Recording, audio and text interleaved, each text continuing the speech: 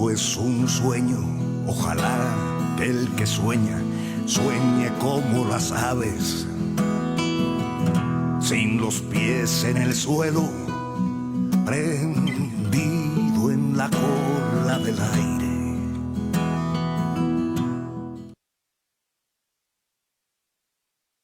Buenas noches, amigas, amigos, ¿cómo están? Espero que bien. Nosotros les saludamos de México, su amigo Javier Molina. Nos acompaña hoy un compañero de la República Chilena, Pedro Gallardo. Pedro, bienvenido a este programa y ojalá nos aportes, nos des información de lo que pasa en tu país. Buenas noches, Pedro. Mucho gusto y muchísimas gracias por la invitación. Un honor de estar con ustedes, con Patricia, una sorpresa no me la imaginaba tenerla también en el programa junto a Rubén. Agradecido, un gran saludo al pueblo mexicano y a su gobierno. Bueno, agradecido una vez más, pues, a disposición. No, Pedro, no tienes nada que agradecer. Es un honor tener compañeros de tanta valía. Pati, buenas noches. Desde Querétaro te mando un saludo. Buenas noches, Javier, y un gran gusto saludar otra vez a Pedro, a quien ya he tenido en entrevistas en mi programa Desde la Raíz, así que me da mucho gusto, Pedro. Bienvenido. Gracias, Pati, de igual forma. Agradecido por tu invitación que me ha hecho. Un honor. Gracias. Bueno, pues esperemos que nuestro amigo y compañero Rubén Suárez pronto se incorpore. ¿Y qué les parece si entonces iniciamos el tema de hoy, que es el Che Guevara y su trascendencia en América Latina y el papel histórico de los guerrilleros en América, que no es el único, a todos por igual, algunos con nombre, otros borrados por la historia, por la represión y por el olvido. Algunos tuvieron que trabajar desde la oscuridad, desde la clandestinidad, desde un punto de vista oculto, invisible, pero que han contribuido a que este país, a que este continente tenga rostro y tenga destino.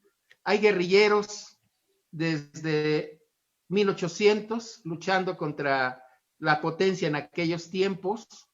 No era una potencia, pero era el que dominaba estas tierras, los ibéricos, los españoles. Y a lo largo de estos 200 años ha habido siempre luchas contra las oligarquías, contra los caciques, contra los malos gobiernos. Así que ese es el tema de hoy, amigas y amigos. Esperemos que les guste. Si les gusta nuestro programa, aquí no se vienen a divertir, vienen a enterarse de cosas muy tristes, a veces muy lamentables, pero que por demás son necesarias para que podamos tener una visión más completa sobre nuestro mundo. Sin más, no les quito el tiempo. Si les gusta, ojalá nos den un like y nos acompañen toda la transmisión. Compañera Pati, me gustaría que empezaras contigo, no porque seas mujer, sino porque aquí somos igualitarios, pero tú me sugeriste el tema y el honor es tuyo, Pati. Qué bueno, Javier, porque no soy feminista, ¿eh?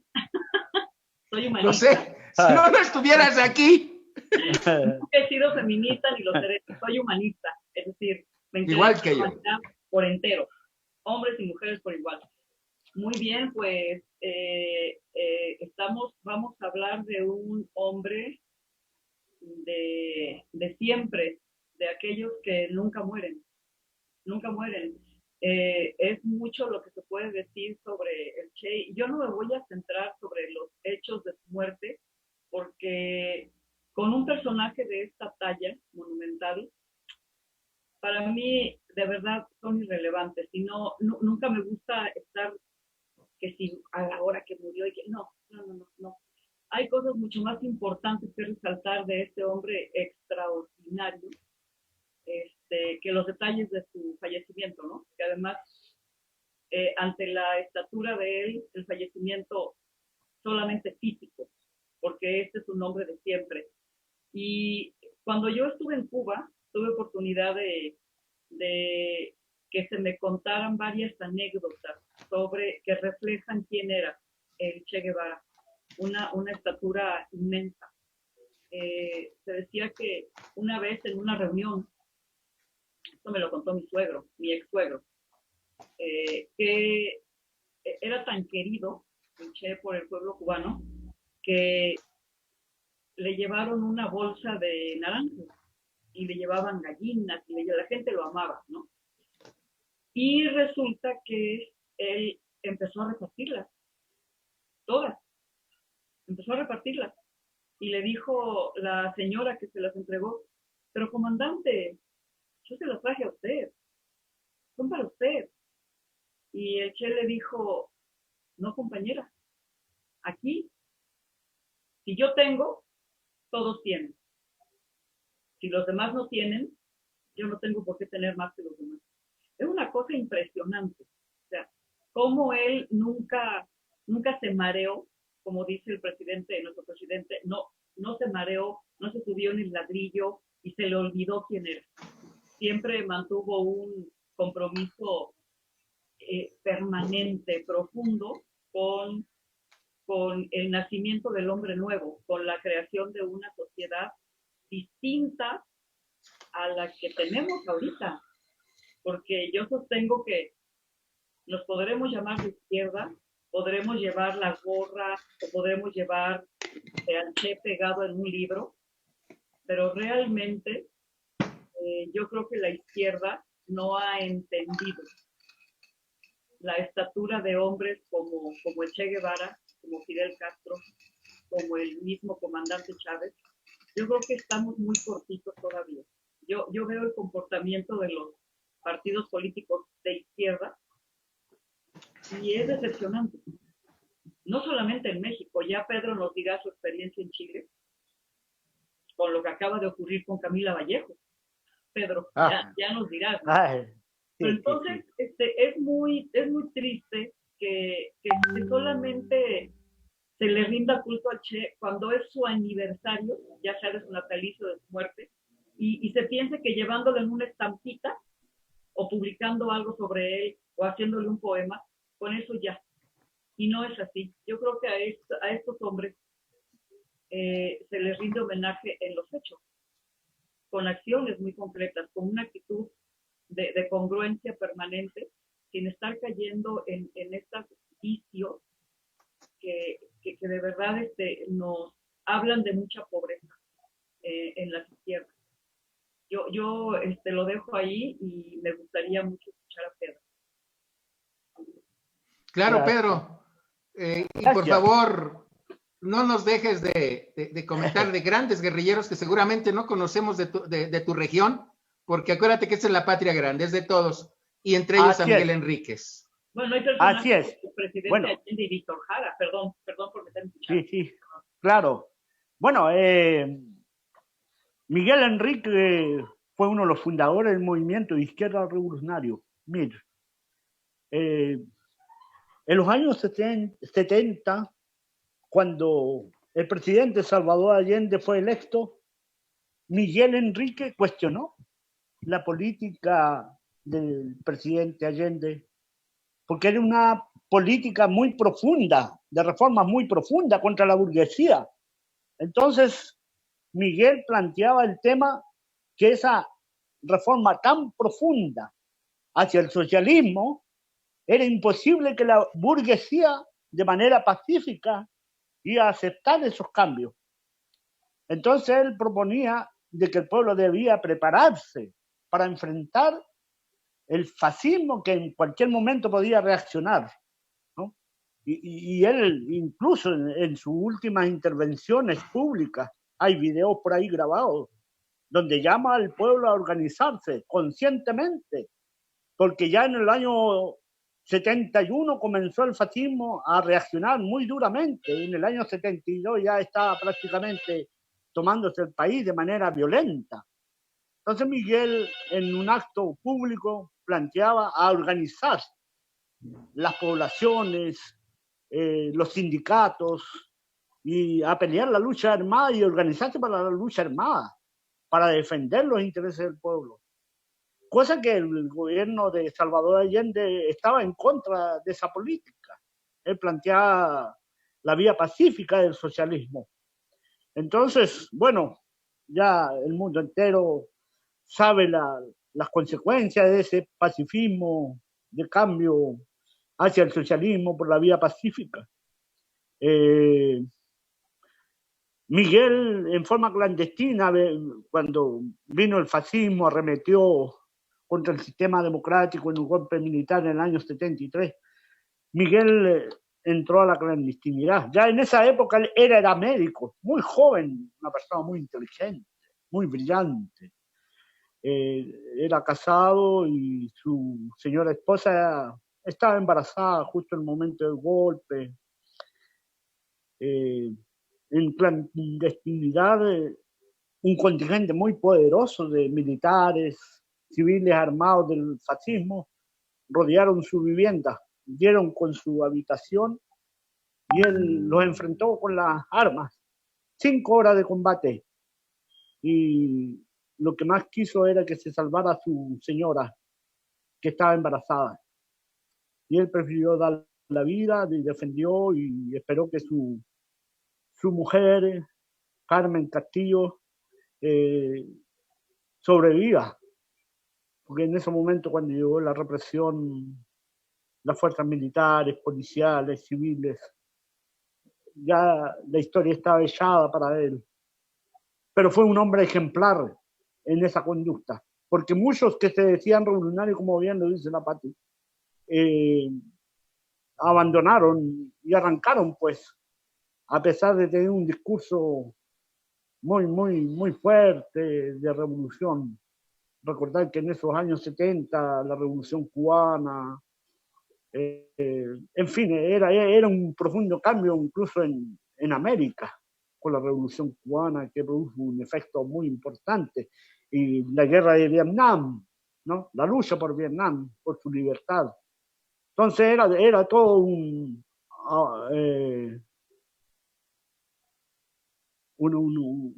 pensamiento revolucionario que recorría América, ¿no?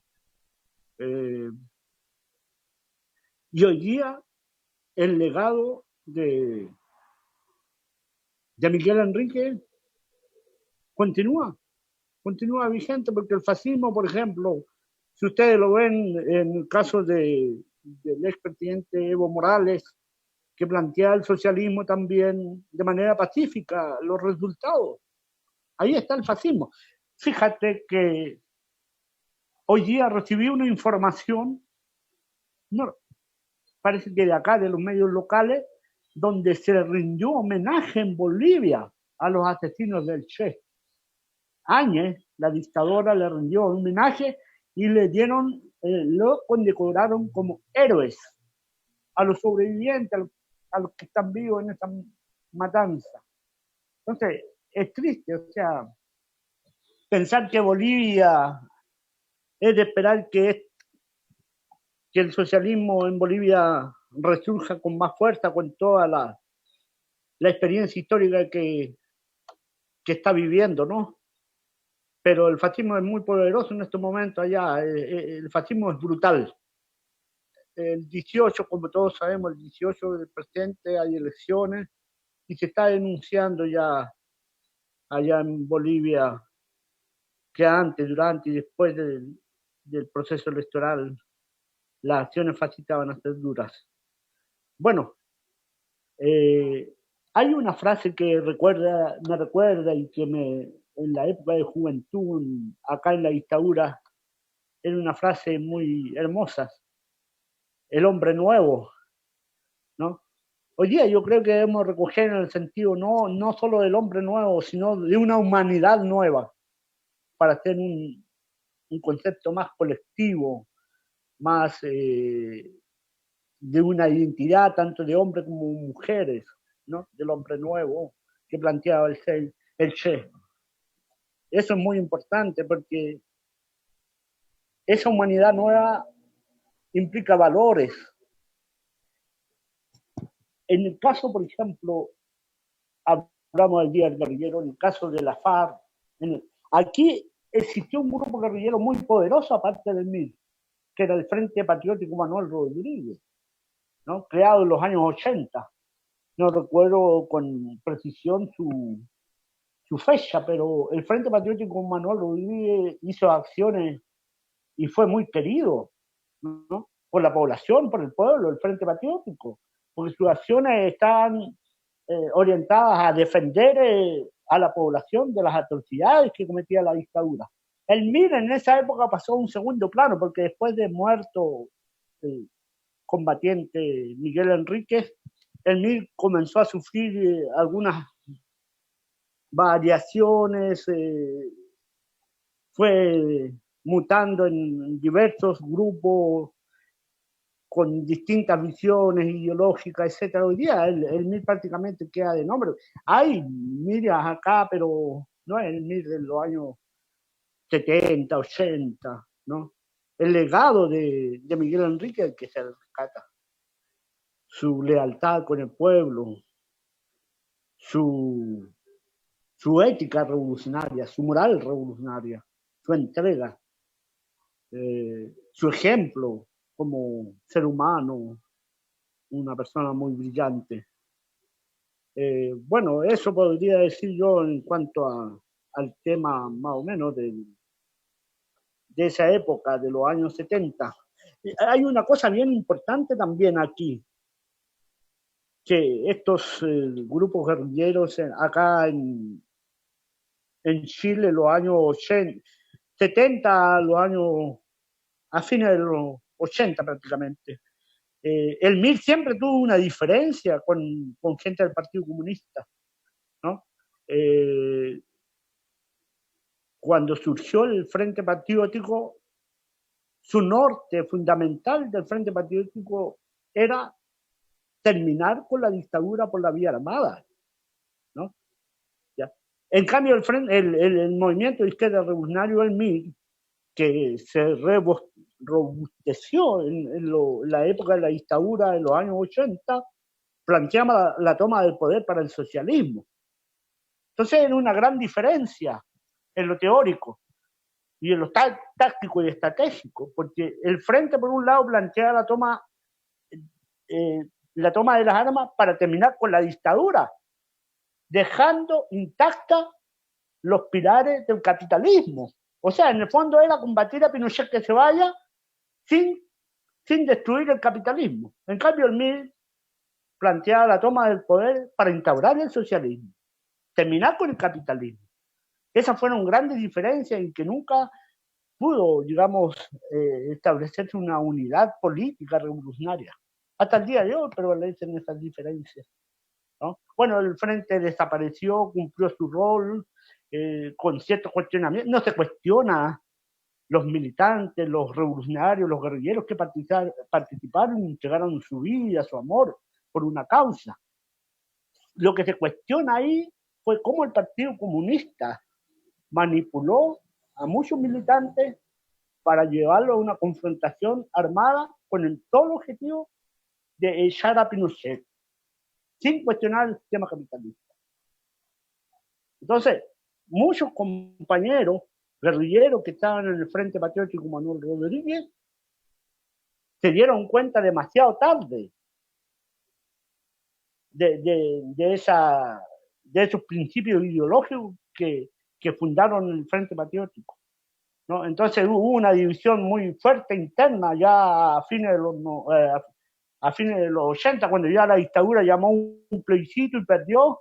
Entonces el brazo armado que era el Partido Comunista, la guerrilla del Frente Patriótico Manuel Rodríguez, se dividió, ¿no? Entonces un sector del grupo de guerrilleros continuó con la lucha armada, que posteriormente terminaba la dictadura y vino el exterminio de esos compañeros. Fueron detenidos, otros asesinados brutalmente. Y el resto del Frente Patriótico, que asumió la vía democrática, se embarcaron en este proceso, pues.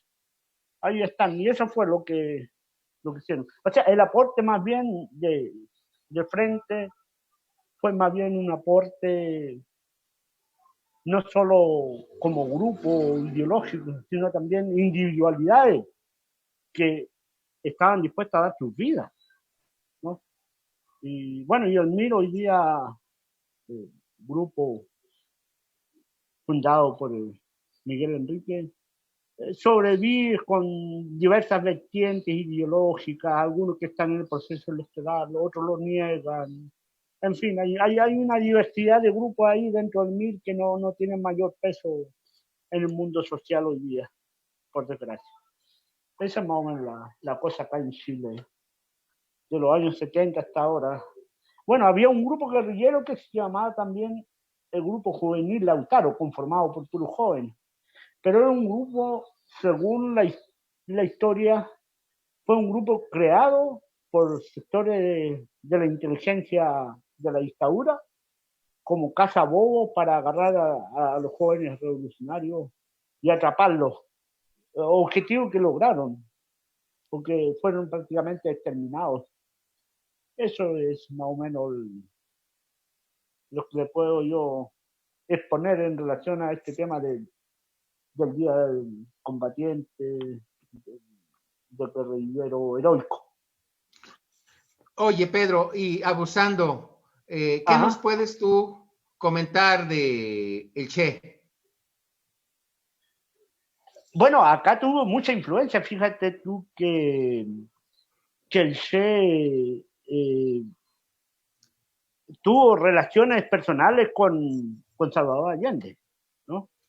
Incluso creo que le hizo algunos obsequios, todo eso al presidente Allende, todo eso.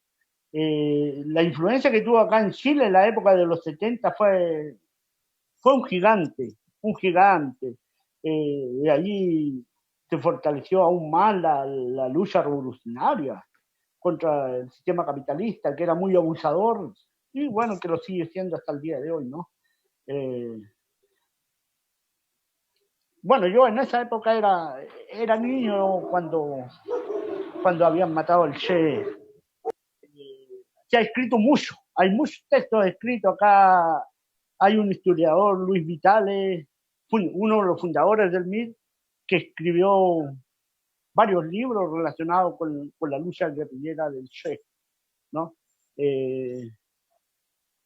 Pero acá constantemente los grupos de izquierda están sacando consignas del Che, su imagen sigue ocupando las calles con su rostro del gigante de América, ¿no? Eso más o menos podría ser.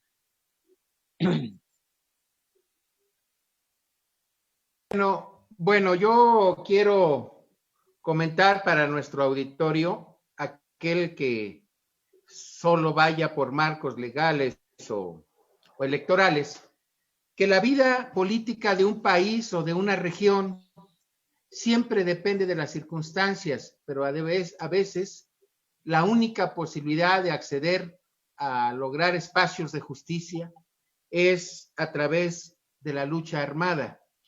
Y desde la independencia iniciada por allá por el año de 1810, bueno, en algún país como Haití fue en 1800 en adelante, fue el primer país que logró su independencia, pero la mayoría de los insurgentes hicieron uso de las armas para poder lograr espacios de justicia. Para que no se espanten, Morelos siendo sacerdote, Morelos y Miguel Hidalgo, en el caso mexicano, siendo sacerdotes, impulsaron este tipo de luchas, junto con otros 73 sacerdotes a nivel nacional. Como siempre, solo se escoge o se habla de unos cuantos, en este caso de los dos famosos, que son Morelos y Miguel Hidalgo, pero hay otros más. Y en ese sentido es muy importante la lucha que se da a todo lo largo y ancho del continente americano. Pero ¿por qué quisimos hablar del Che? Porque el Che fue un estandarte de la juventud, más allá de conciencias políticas. E incluso había personas que usaban su gorra tipo Che, playeras del Che, sin saber nada, ¿no? Yo llegué al Che por un libro que escribió un francés que se llamaba, yo me imagino que ya murió, Regis Debray. Y ese hombre escribió, no recuerdo el título, Estaba acá en Chile también este libro, se leyó mucho, mucho, se Sí, claro, reprodujo ¿verdad? acá. Sí, sí, sí, sí. Un Y, escritor famoso él. y fue el primer acercamiento que yo tuve con este, no personaje, este emblema de la libertad, no traspasó fronteras, porque lo mismo lo encontrábamos en manifestaciones callejeras de de Vietnam y de otras partes del mundo, ya no digamos en Europa, ¿no? Yo me acuerdo porque en una, cuando Ho Chi Minh en Vietnam lograron al fin derrotar al imperio norteamericano, hicieron una gran concentración y una gran marcha. Y vi las fotos, las Ah, playeras ajá. en los jóvenes. No sé, pero eran cientos, ¿no? Entonces, yo creo que en ese sentido se convierte en una guía, perdón por la palabra, hasta espiritual y simbólica. Y está vigente. Ah. Mira, El compañero, Che, para nos... Perdón, Pedro, adelante. sí, no, mira, fíjate, me hace recordar tú, acá en Chile, las obras del Che, ¿cómo se llama este libro que escribió el Che? Muy famoso a nivel mundial, un libro que él redactó mientras estuvo en la guerrilla, el diario del Che. Se publicó primeramente acá en Chile, porque uno de sus cercanos logró sacar desde Bolivia esos escritos que el comandante Che había creado en su periodo, en su fase guerrillera, ¿no? Entonces, ahí cuentan una historia donde el diario El Che fue publicado acá en una revista que salía quincenalmente, que era la revista Punto Final. Su director Manuel Cabieses, ¿no? Un gigante, fundador del MIL también. Hoy día está vivo Manuel Cabieses, retirado de su quehacer periodístico, pero fue famoso este libro del diario del Che. Yo lo leí cuando fui joven, muy interesante también. Y el libro ese que acaba de mencionar este compañero también tiene su historia, muy importante, influyente en lo ideológico en la juventud. Conocer, que anhelaba conocer las grandes hazañas, los heroísmos del Che guerrillero, del comandante heroico. Eso. Sí, Patti, yo, pero, por favor, me gustaría escuchar otra intervención tuya al respecto. Yo nada más lo menciono porque llegamos al Che por distintos caminos, por distintas vías, por distintos periodos y épocas, de forma distinta cada uno. Pero quisimos hacer ese programa y yo lo agradezco mucho porque esos hombres no los podemos dejar que se queden encerrados en las páginas de los libros de historia. Son tan vigentes que hay que estarlos sacando constantemente. Porque son muchos los enemigos de la libertad y del sometimiento hacia los pueblos latinoamericanos. Les encanta cualquier motivo para esclavizarlos. Yo hace rato vi una conferencia con un compañero mexicano, un economista, que daba a conocer que más de 80 países del mundo con esta crisis de salud en el mundo se han endeudado, le han hecho caso al Fondo Monetario Internacional. Y entonces, obviamente, quien va a pagar los platos rotos de esa estupidez de endeudamiento es el pueblo. Y seguramente habrá otra vez a salir de donde lo tengan olvidado o enterrado la imagen del Che. Es mi opinión, Patti. ¿Tú qué piensas? Mira, haciendo una pequeña digresión, que yo creo que la dejamos para un programa posterior porque es muy importante. Efectivamente, los intereses de la OMS están perfectamente alineados con las del Fondo Nacional. Son parte de lo mismo. Y entonces el manejo errático pandemia, y lo pongo entre comillas, porque no es pandemia. No es pandemia. Es un embrollo ahí, un lío, una telaraña de mentiras y maquinaciones que no tienen nada que ver con la salud de la población mundial. Tiene cero que ver. Y me remito, porque esto no está desvinculado del tema de un hombre extraordinario como es el Che Guevara. El Che Guevara es la antípoda de los Bill Gates, de los presidentes o directores del Fondo Más Infame, del director de la OMS. Son seres, o sea, carentes de ética, de humanismo, y están separados del Che a años luz, ¿no? Entonces, ¿qué pasa con el socialismo? Lo que yo siempre he dicho y que era el sueño de Fidel, del Che, de todos estos grandes hombres. El socialismo es un estadio superior de evolución humana. Entonces, ¿por qué no se alcanza el socialismo? Porque desafortunadamente tenemos colonizada la mente. La tenemos colonizada. Hablando aparte de otra colonización, el 12 de octubre. En fin, estamos colonizados con estos mensajes de que el tener dinero significa ser exitoso, el tener dinero significa que eres respetable, entonces es muy importante tener dinero.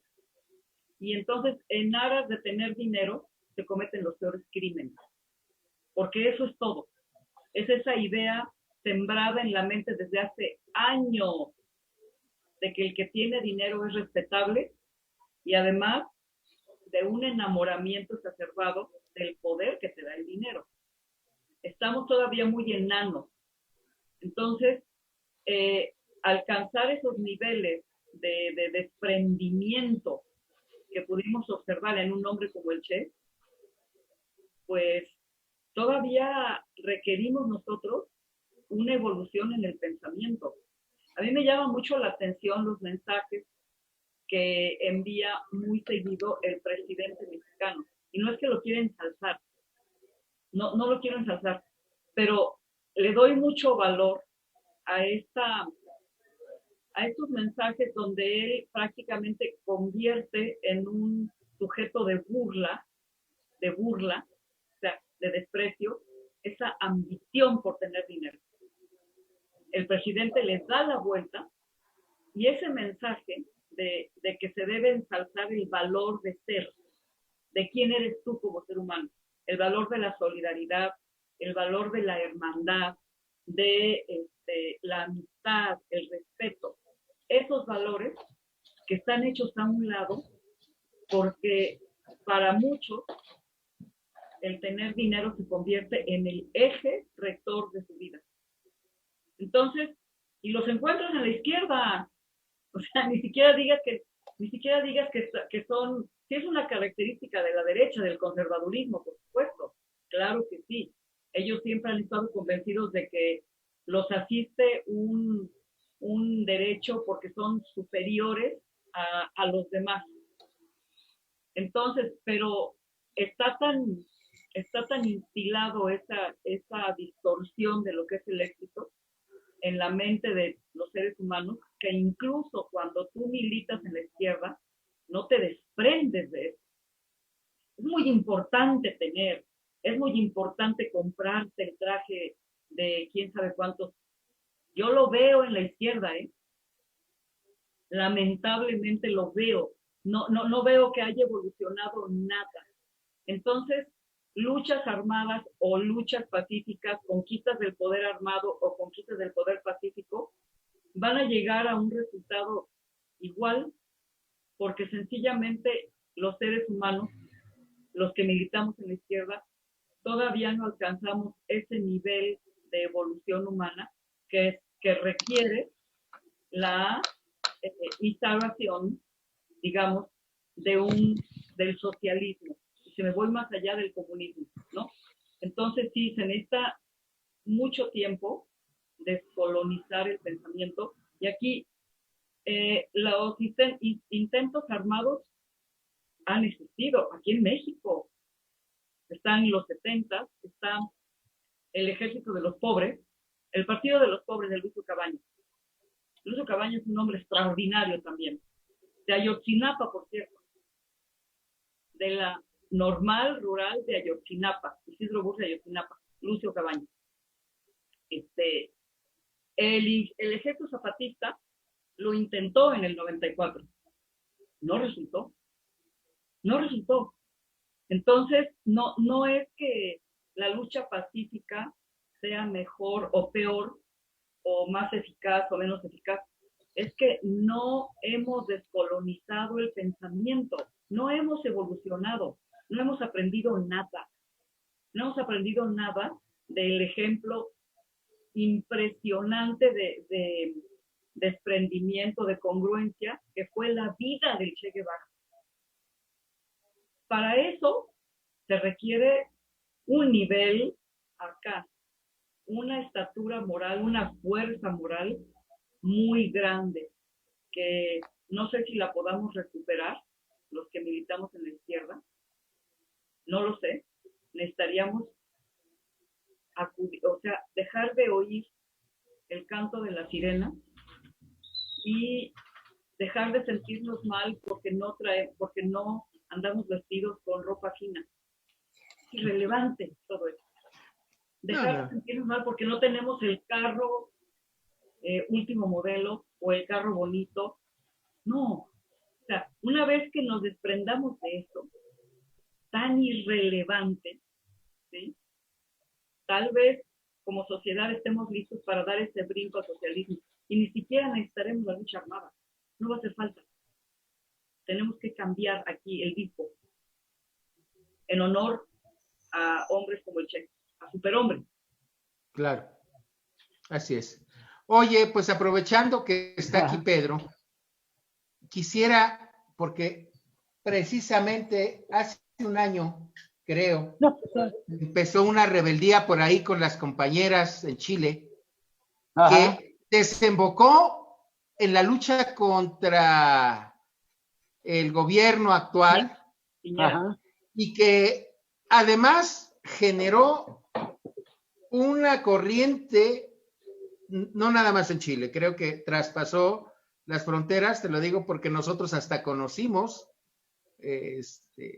una canción que se hizo famosa, se hizo viral, pero más allá de eso, hace 8 días o unos días más, unos días menos, vimos un video que también se hizo viral, donde los policías, en un acto de verdadera cobardía y de inhumanidad, tiraron a un joven de un puente, porque la lucha no se ha retraído, no fue hace un año, es permanente, me parece que es permanente en el caso chileno, como en todos los países, en Bolivia, Ecuador, Perú, etcétera.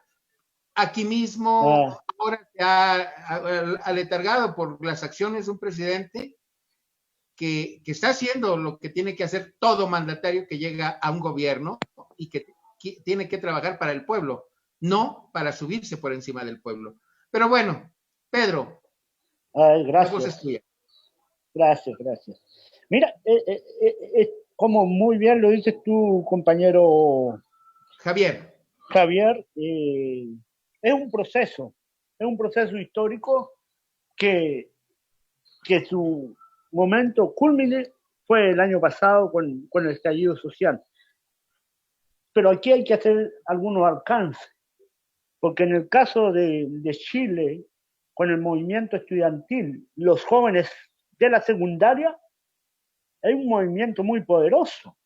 Ya en el año 2011, siendo presidenta Michelle Bachelet, estuvo en jaque, ¿no? Estuvo muy complicado para ella gobernar producto de la rebelión de los estudiantes. Se llamó la Revolución Pingüina, ¿no? Bueno, le dicen pingüino porque los jóvenes acá se ponen un uniforme azul con una camisa blanca.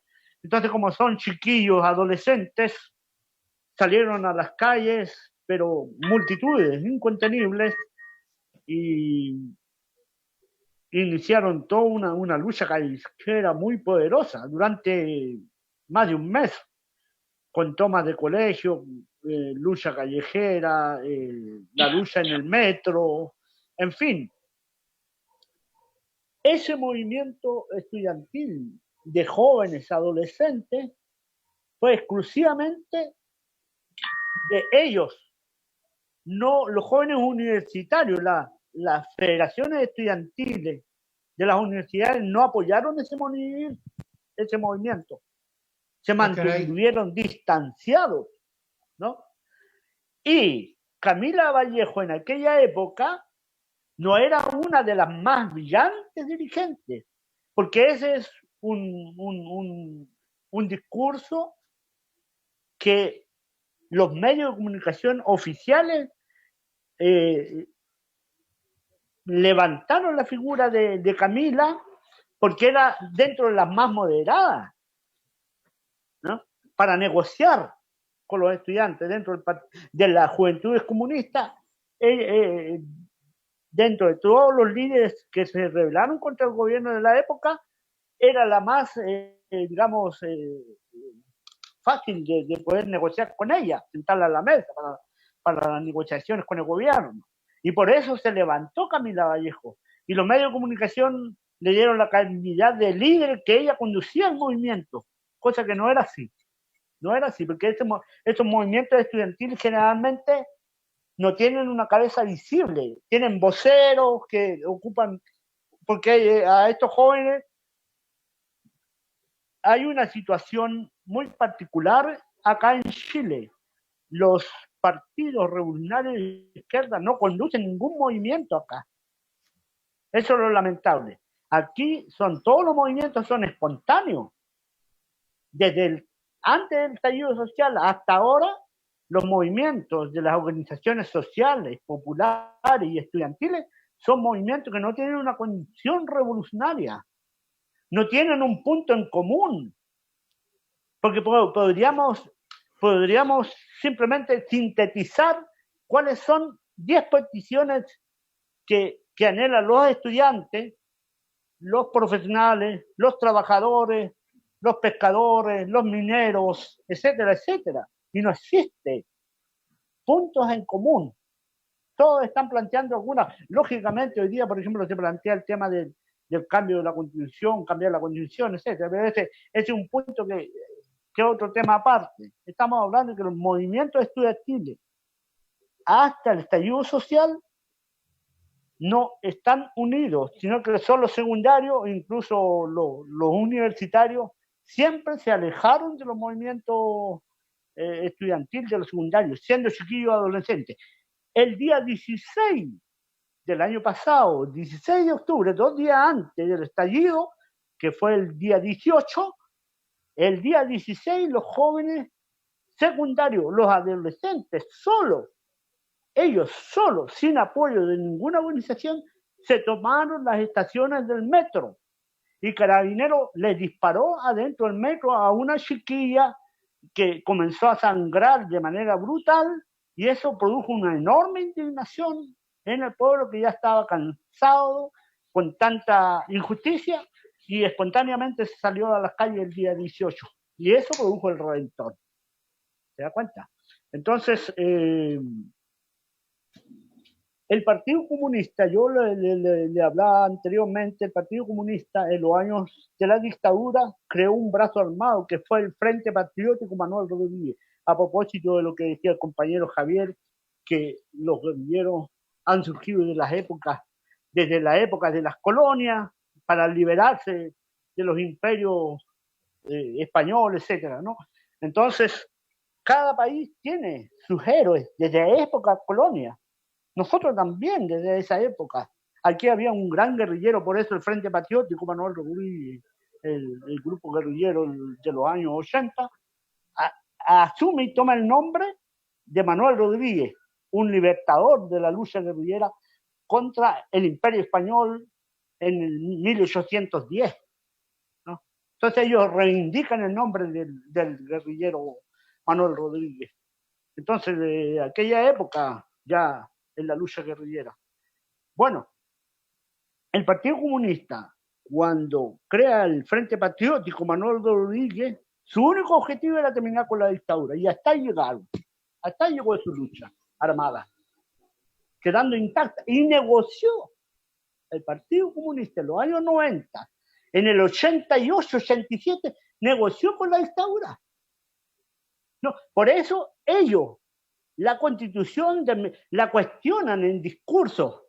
Camila Vallejo puede en un programa de televisión cuestionar la actual Constitución pinochetista, pero el partido no ha hecho nada en concreto para cambiar eso. Han seguido la misma directriz de los otros partidos, ¿no? Y fíjense ustedes que en el caso de la Central Unitaria de Trabajadores, que agrupa, que es una de las más poderosas de Chile, una central obrera de trabajadores, la central, la CUT, está dirigida por una mujer comunista. Este año, 2020, no, perdón, el año pasado, 2019, porque este año no hubo. El año pasado, antes del estallido social, la conmemoración del 1 de mayo, semanas antes de la conmemoración del 1 de mayo, el Partido Comunista, siendo la presidenta de la CUT, una mujer comunista, llamó a un paro nacional de 12 minutos. ¿Cómo se explica eso? 12 minutos. La presidenta del Partido Comunista, el presidente de la CUT, que es militante del Partido Comunista, ¿no? Entonces, es una historia ahí, ¿no? Y preocupante. Y debido a todas esas cosas, hay una gran división, desgraciadamente, acá en Chile, dentro de los partidos políticos. En el caso de los partidos políticos que conformaron la agrupación de la Concertación por la Democracia, donde está incluido el Partido Socialista, el Partido Comunista también, el Partido Humanista, entre otros los demócratas cristianos, negociaron todo con la dictadura. Incluso acá en Chile, yo no sé si en otros procesos, porque la concertación de los partidos, que se llama justamente concertación, la agrupación de todos estos partidos se pasó a llamar Concertación por la Democracia. Sí, está bien. Claro, en el caso, yo veo la historia de México, por ejemplo, en el caso del PRI, que en un comienzo el PRI era un partido que asumía la lucha de los pueblos y sus anhelos, que fue transformando y desviándose hasta terminar totalmente deformado, un partido totalmente servido a los intereses imperiales de la burguesía, totalmente corrompido el PRI, ¿no? Bueno, en este caso, la Concertación, la misma historia. O también, si queremos ir, por ejemplo, en el caso del Perú, el APRA, ¿no? El APRA en sus comienzos fue un partido de grandes luchadores que querían profundos cambios, pero ¿a dónde terminó el APRA? Tremendamente corrupto. Bueno, sí, Chile, hombre. Así es. Chile acá siguió esta misma línea. Y hoy día se está llamando, faltan un par de semanas. El próximo domingo se conmemora un año de la revuelta del estallido social. La represión es brutal. Y esto no solo es culpa de la derecha que está gobernando hoy día, es también responsabilidad de esos partidos de la Concertación que mantuvieron todo el orden jurídico pinochetista, incluso lo mejoraron. Mejoraron esas leyes para que sean más represoras. Es tan triste la situación que se vive acá, que el Partido Socialista es uno de los partidos inmensamente corruptos, puros mafiosos. A tal punto yo le puedo dar un ejemplo que es un poco para ponerse un poco triste, ¿no? Pero la hija del presidente Salvador Allende, que ocupa un cargo en el Senado, ha apoyado a la derecha venezolana. Ellos vinieron el año pasado acá a solicitar ayuda, ella se sacó fotos con los tipos estos que están detenidos, estos personeros de alto cargo que llamaron a violencia extrema en Venezuela, y vinieron las mujeres esposas de estos detenidos de los altos cargos políticos que hay en Venezuela, vinieron acá a Chile a pedir ayuda, y ahí esta compañera del Partido Socialista, hija de Salvador Allende, se sacó fotos, lo recibió, hizo conferencia con ellos. A ese nivel ha llegado acá. Qué tristeza. Oigan, pues aquí se acaba de incorporar un compañero que cuando yo empecé a militar como un joven, él ya era un cuadro dirigente. No sé por qué ha de haber pedido el teléfono, porque no se llama José Cipriano, él se llama Cuauhtémoc Hernández. Él es maestro jubilado de un sector medio de la Universidad Nacional Autónoma de México que se llama CCH, Centro de Colegio y Humanidades, en el oriente de la ciudad. Y lo invité porque fíjense que yo prefiero que él nos cuente la anécdota del Che, y es un luchador de muchos años, que mejor él en el espacio que pueda que nos cuente y ya, porque ya entró casi al final del programa, pero bienvenido, compañero Cuauhtémoc.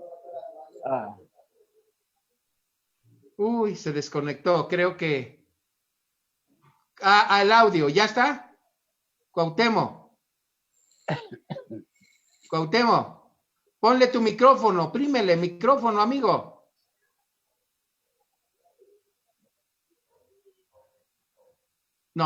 No se escucha. Bueno, mientras se conecta, pues. Sí. Pati, ¿qué nos puedes decir? Pues ya para despedir el programa, porque faltan escasos 3 minutos, Javier, yo creo que el tema da para mucho. Yo creo que nosotros tendríamos que... ok. Pues ya para despedir el programa, porque ya está aquí el... Javier, yo creo sí, que... Cuauhtémoc, al fin lograste. Yo sí. creo que nosotros tendríamos que... ok. Pues ya para despedir el programa, ya está aquí el... Javier, ¿Se me escucha? Cuauhtémoc, al Sí. fin lograste. Sí, por fin. Sí, adelante. Bueno, miren, compañeros, yo, bueno, les envío un saludo. Les envío un saludo a todos ustedes. Sí, por su participación y por su acierto de conmemorar este evento. Porque tanto los gobiernos como los partidos socialdemócratas o de derecha han tratado de borrar la imagen del comandante heroico. El Che Guevara, le comentaba yo al compañero Javier que tengo aquí en mis manos un libro que seguramente conocen ustedes. Es el diario El Che en Bolivia. Leí yo este libro en estos días, seguramente porque vino a la memoria la imagen de este gran luchador internacionalista. El Che, si bien era argentino de origen y cubano de adopción, también era un hombre de todos los jóvenes del mundo, de todos los luchadores sociales en el mundo. Ernesto Guevara no pertenece a uno, pertenece a un compañero con el yo era también, como decía el compañero Pedro, yo era un chamaco cuando Ernesto estuvo en este país y vino a trabajar como médico, y después por supuesto, estuvo en algunas reuniones interesantes ahí con el comandante Fidel Castro. Y pues ustedes saben, ahí se planeó aquel movimiento que liberó a Cuba, ¿no? El país más pequeñito, no, bueno, no, después digamos El Salvador, como dijera Gabriela Mistral, ¿no? Pero Cuba, esa isla que está tan cerca de los Estados Unidos, a 90 millas, ¿no? Logró ponerle una hasta aquí al imperialismo norteamericano. Y eso hizo que en América surgiera una lucha de liberación que trascendió a África, que trascendió a Asia, y que en los propios entrañas del imperialismo los jóvenes lo adoptaron para una imagen moral que impulsó el movimiento revolucionario de aquellos años 68, 70 en el mundo. Yo quise platicar un poquito, no podía accesar porque estaba en la computadora, hasta que mejor me metí en el teléfono para hablar con ustedes. Me hubiese gustado tener una mayor participación, sin embargo envío un saludo, que en nuestro país hay muchos compañeros sobre esa lucha armada que también en el país a partir de los 70. Por ahí me reúno de vez en cuando con algunos de ellos para platicar, para comentar lo que ellos hicieron. Yo no estaba metido en eso, me fui a participar. Claro, en el internacionalismo estuve en El Salvador, estuve en Nicaragua, con el Farabundo Martí y el Frente Sandinista de Liberación Nacional. Estuve trabajando ahí. Y eso pues me permitió, ahora sí que me permitió experimentar esa tarea de escalar el escalón más alto del hombre. El escalón de ser revolucionario. Eso me permite a mí opinar en algunos foros, porque hay compañeros con los que a veces no se puede hablar, ¿no? De izquierda, pero apoyan las propuestas de la derecha, ¿no? Dicen ser compañeros que luchan por este pueblo y se les olvida que este pueblo les ha dado la oportunidad de estar al frente de partidos, de gobiernos, y que no le han cumplido. Hoy me parece que cualquier persona que quiera hablar del comandante, pues tendrá que primero hacer una introspección y decir si de veras tiene la autoridad moral para decir qué es lo que hay que hacer. Porque yo escucho muchos críticos, ¿no?, diciendo que este gobierno no hace nada, y yo les digo, bueno, ¿y ustedes qué han hecho? ¿Ustedes qué hicieron? Tuvieron en un momento el poder y se les olvidó cuál era su tarea, decía la compañera Patricia un rato.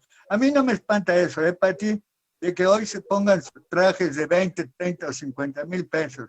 Yo creo que les ha de dar roña porque pues los compañeros escalaron una pirámide que no les correspondía, se les olvidó que venían de abajo y de repente enloquecieron hasta con su lenguaje, ¿no? Hasta han cambiado su modo de hablar. No, yo soy un hombre sincero, como dice la Guantanamera, de donde crece la palma, ¿no? Y entonces, pues yo daré la batalla. Hoy ya no tengo aquella fortaleza, como decía el comandante, en cualquier lugar que la muerte nos sorprenda, bienvenida sea, ¿no? No tengo ya esa sangre, no, ya esa fuerza, vamos, básicamente esa fuerza física, pero en la medida de lo que pueda, daré batallas políticas en todas las instancias donde se pretenda querer engañar a nuestro pueblo. Para mí, los jóvenes de este país, durante muchos años he trabajado con ellos.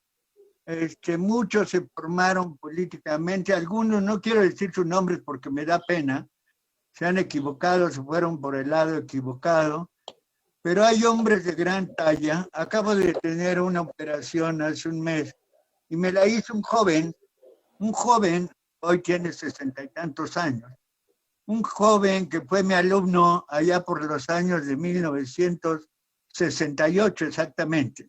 Nosotros creamos en este país lo que se llamó la Escuela Preparatoria Popular. Sí, la primera escuela, ¿no? Creamos escuelas de alfabetización. Hoy veo algunos de aquellos alumnos míos que eran boleros, chicleros, vendedores de periódicos, los veo con un título profesional y me halaga ver que de algo sirvió haber intentado hacer esas tareas. No, yo estoy, compañeros, me da mucho gusto la invitación que me hicieron. No me pude conectar a tiempo, les agradezco esto. Saludo a todos los luchadores legítimos de este país, a todos aquellos que van con una bandera de lucha, de justicia, de igualdad, de honestidad, no aquellos que utilizan la política para vivir de ella. Muchas gracias, compañeros. Buenas noches. Me da gusto conocerlos. Bueno, Javier y yo somos amigos. Él es, claro, mucho más joven que yo. Pero ahí estamos, compañera Patricia, compañero Pedro. También recuerdo mis amigos chilenos. Yo estuve en Chile cuando Salvador Allende era presidente y vi cómo se desmoronó. Tengo a mis amigos del MIR, ¿no? Algunos los recuerdo todavía por ahí. Tengo mis compañeros del Frente Sandinista de Liberación Nacional, mis compañeros de la lucha acá, en este país, ¿no? Alejandro Zarza, por ejemplo, que pertenecía al MAR, ¿no? En nuestro país, ¿no? Hay muchos compañeros. Ya no quiero decir más nombres, porque si no al rato, Pero bueno, saludos a todos, compañeros. Viva Chile, viva Cuba, Bien. viva el comandante. A pesar de los 53 años de su fallecimiento, él sigue siendo un símbolo de la lucha para todos los jóvenes en el mundo. Muchas gracias, compañeros. Gracias, Cuauhtémoc. Lo repito, es Cuauhtémoc Hernández y peca de humilde, ¿no, compañeros? Aquí tenemos el honor de estar con un combatiente. Con eso es todo. Amigas, amigos, les doy las gracias por habernos acompañado en esta conmemoración, porque esta es una conmemoración que nos debe motivar a ser mejores. Como en palabras de la compañera Patricia, ser mejores no implica tener más dinero. Ser mejores es vivir en la empatía con la sociedad, porque sin ella no somos nada. Pedro, un placer haberte conocido y ojalá nos puedas acompañar cuando gustes con temas importantes. Te agradezco, Pati, que nos hayas hecho el enlace. Ustedes se conocen desde antes. Yo lamentamos que no se haya podido conectar. Algo ha de haber pasado con el compañero Rubén Suárez. Pero, amigas, amigos, los esperamos dentro de 8 días en La Voz de la Patria Grande. No se les olvide, tenemos una cita porque el día 18 parece que se juntan las energías. Siempre hay algo de qué hablar los 18 de octubre de todos los años. Gracias por recordarnos, Pedro, que un 18 se empezó allá. Gracias, Pati, Cuauhtémoc, a todos, muy buenas noches. Buenas noches, muchísimas gracias. Un honor.